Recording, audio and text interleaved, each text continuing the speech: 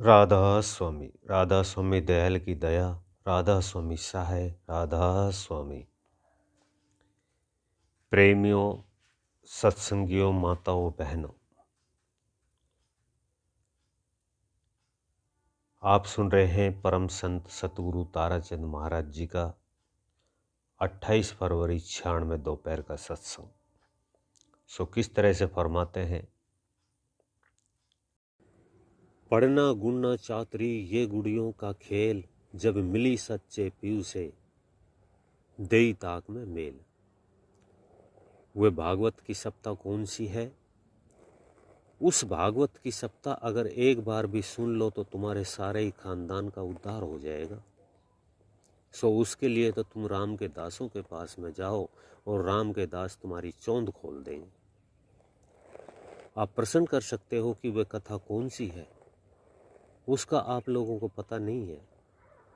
पहले तो ये सोचो कि सुखदेव जैसा तो सतगुरु हो और त्यागी और राजा परीक्षित जैसा शिष्य हो, तब काम बनता है।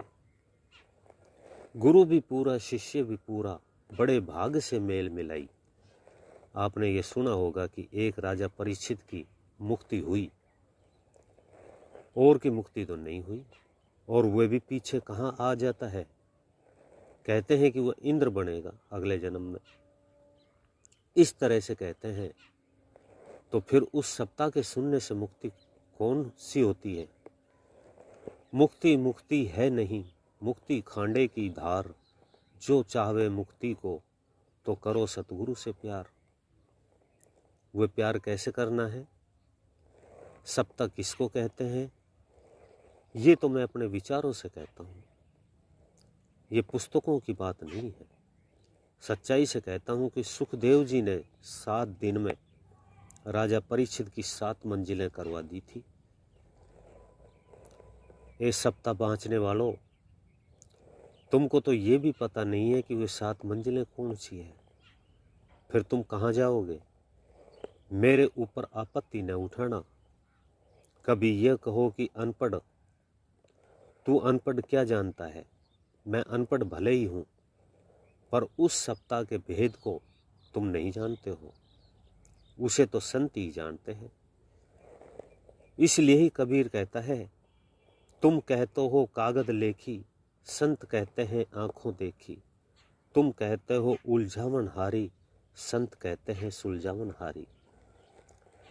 मैं इसीलिए कहता हूँ कि उस फकीर का बेटा हूँ।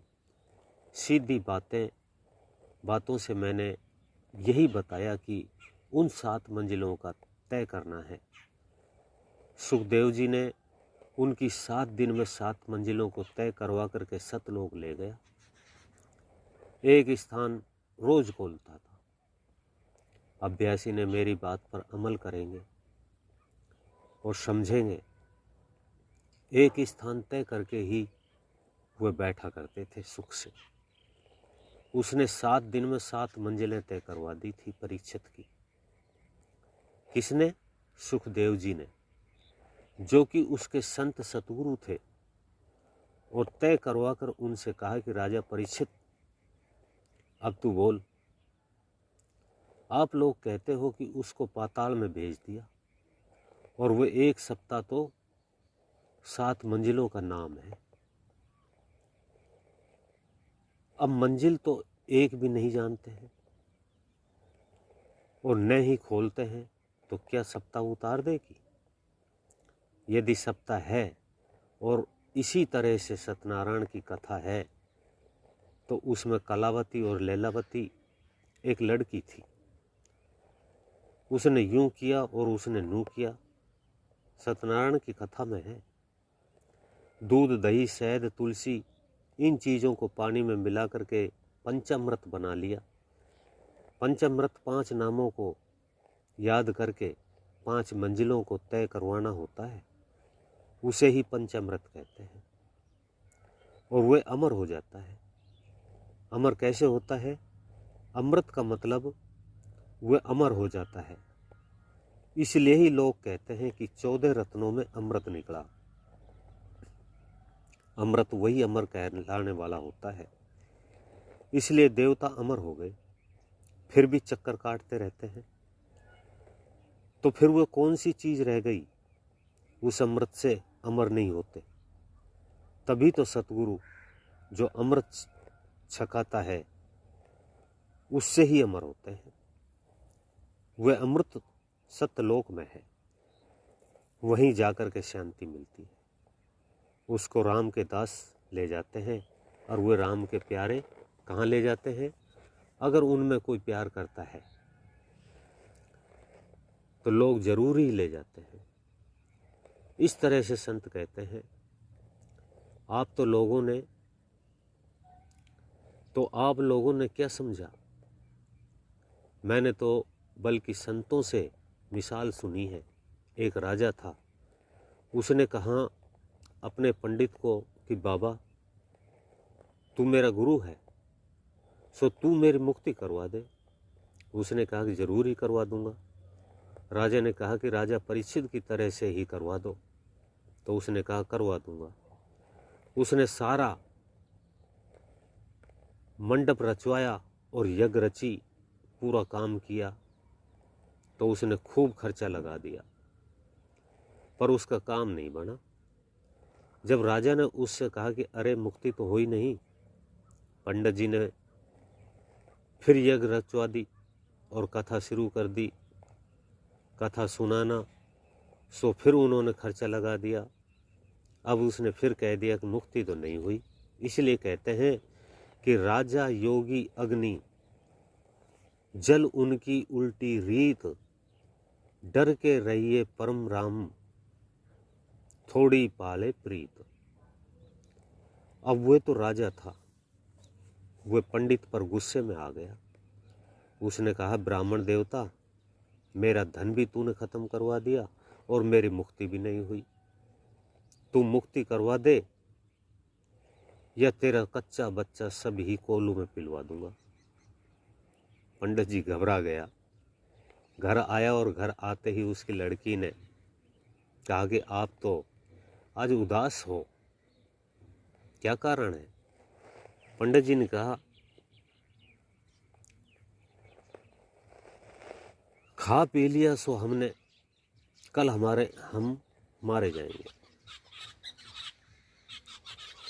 राजा कोलू में पिलवा देगा।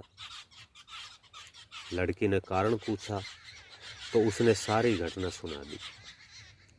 लड़की ने कहा कि चलो मैं कल आऊंगी। उसने वही काम किया। लड़की चली गई। पंडित को सहारा मिल गया। पंडित गया तब लड़की भी चली गई। राजा ने कहा कि महाराज जी आप आ गए हो, या तो आप मेरी मुक्ति करवा दो, नहीं तो वही काम करूंगा, कोलू में पिलवा दूंगा। लड़की ने कहा कि महाराज मुक्ति आपकी मैं करवाऊंगी। राजा ने कहा ठीक है। लड़की ने कहा आप मेरा कहा मानोगे? राजा ने कहा हाँ भर ली। लड़की ने कहा कि 2 रस्से लाओ। वे 2 रस्सी ले आए, 2 डंडे भी मंगवा लिए। कोई ये भी कहते हैं कि उसने उनको दरखत से बांध दिया। महाराज जी ने ये बातें सुनाई थी। अब उसने डंडे मंगवा करके उनके दोनों हाथों को बांध करके गोला लाठी बना करके लुढ़का दिया, लड़की के बाप को भी और राजा को भी। दोनों जब लुढ़क गए थे तो लड़की ने कहा राजन ये कौन है? राजा ने कहा ये मेरा पंडित है। लड़की ने पूछा ये तुम्हारा क्या लगता है? राजा ने कहा ये मेरा गुरु है।